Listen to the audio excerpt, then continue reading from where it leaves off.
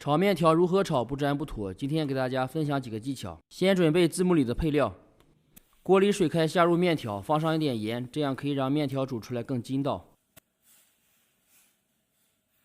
水开以后加2次冷水，中小火煮熟。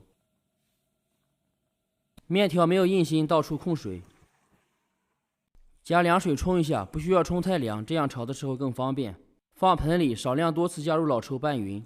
减少在锅里加料后的炒制时间，防止面条断开。放少量葱油或者熟的食用油拌匀，这样炒的时候就不容易粘连。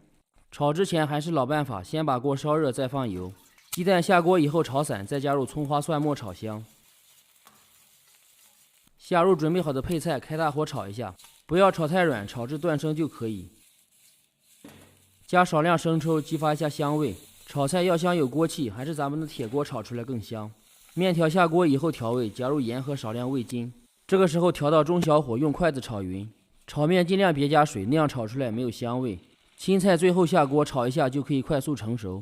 喜欢吃醋的可以沿着锅边喷上一点醋，这样炒的面条爽滑筋道，不粘不坨，香味十足。